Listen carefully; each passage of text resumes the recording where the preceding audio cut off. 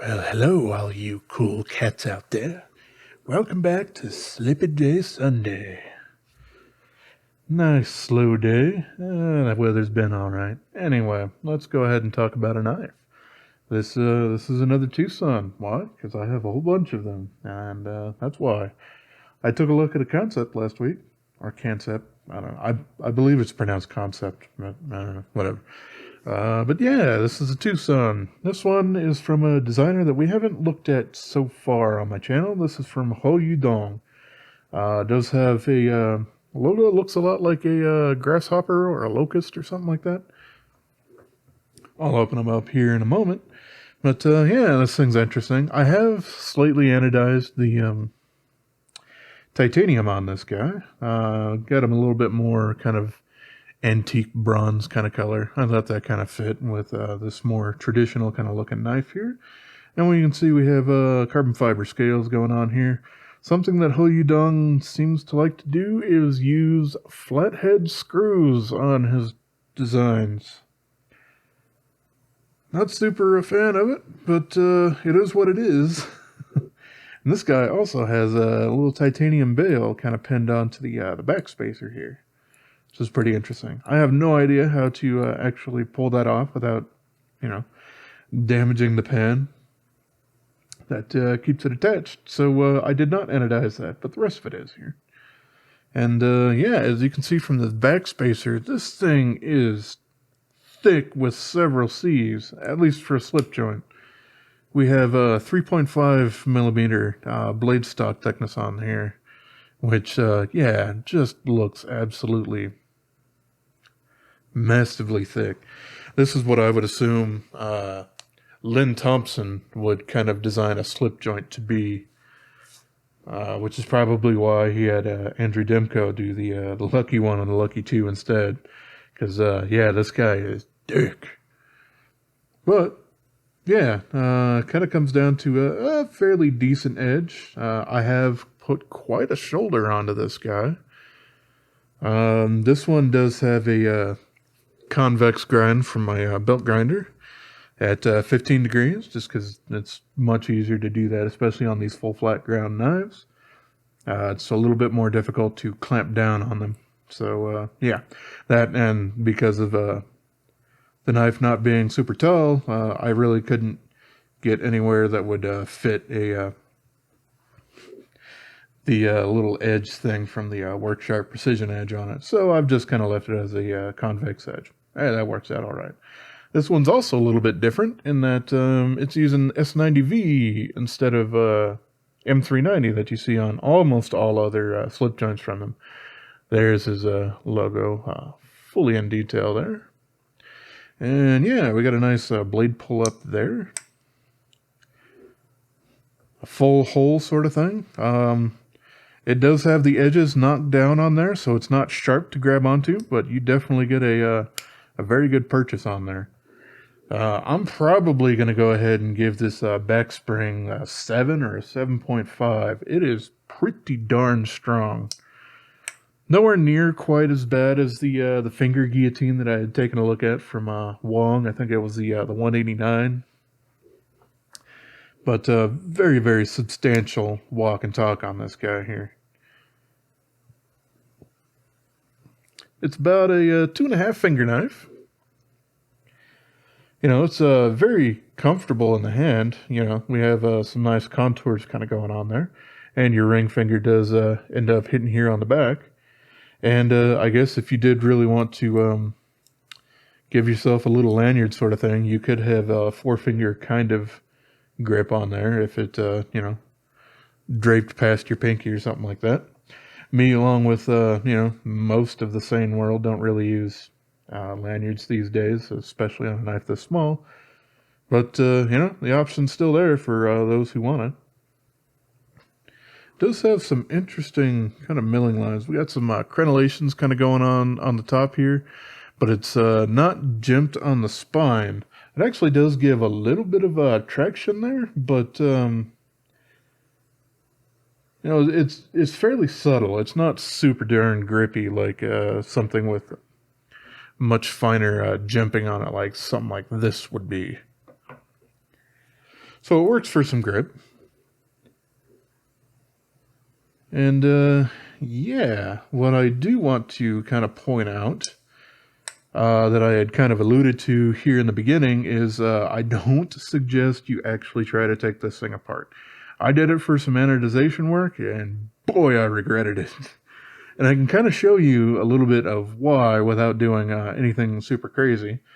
So these scales here with the flathead, this is a flathead number 2 bit.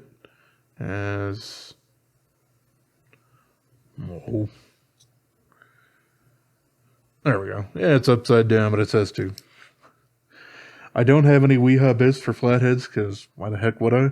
So this is just my standard iFixit kit stuff. And they are a little bit soft, but this one seems to do a pretty darn good job dealing with these. These screws are not really magnetic, or at least not much.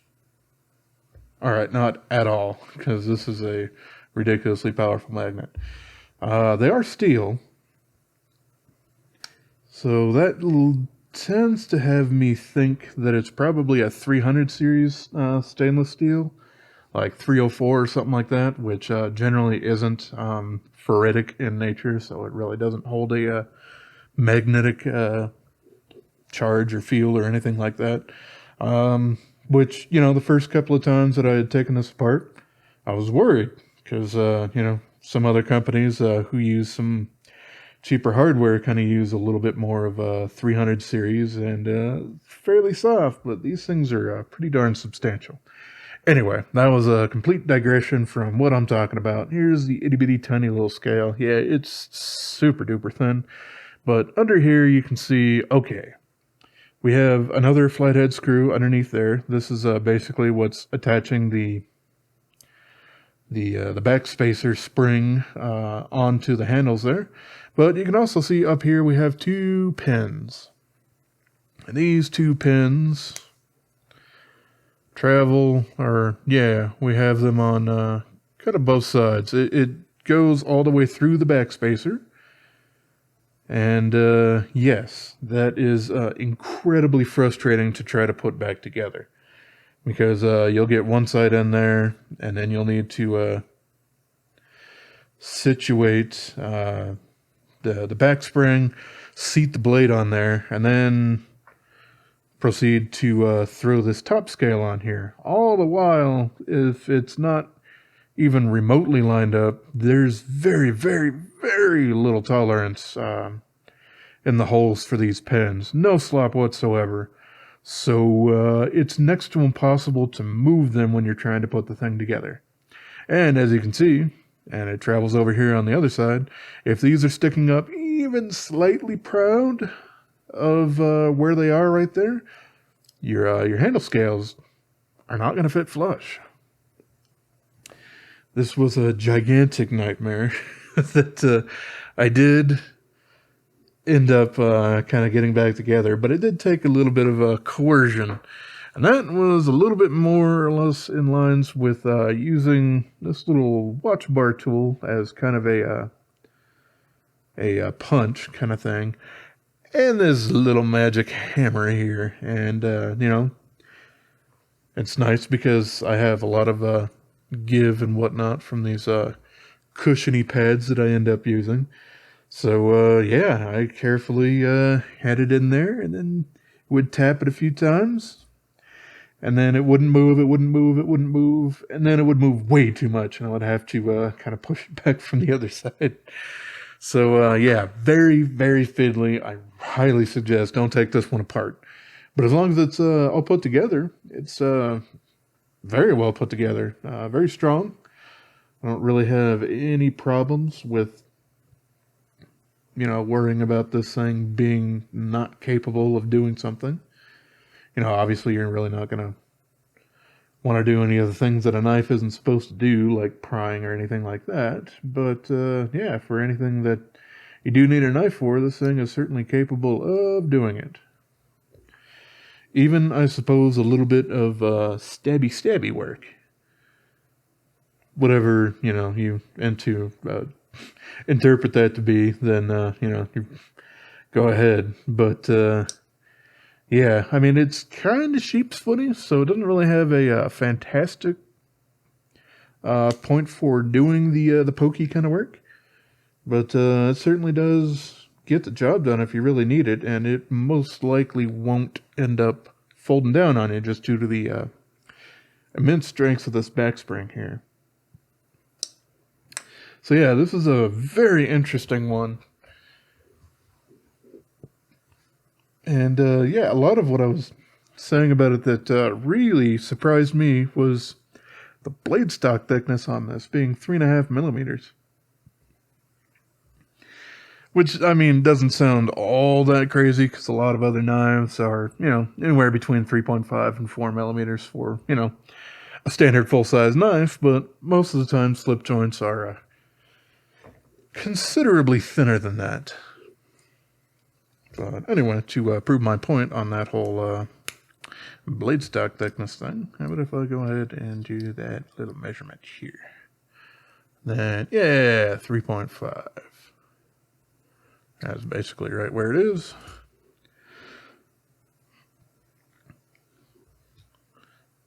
I will go ahead and get the rest of these measurements out of the way. Not an enormous knife.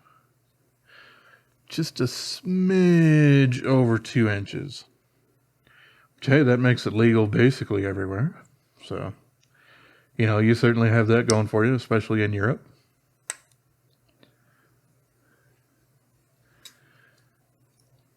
And, yeah, because of this blade stock, this thing is actually fairly thick for a slip joint, being, you know, a little over 0.4 of an inch going on there.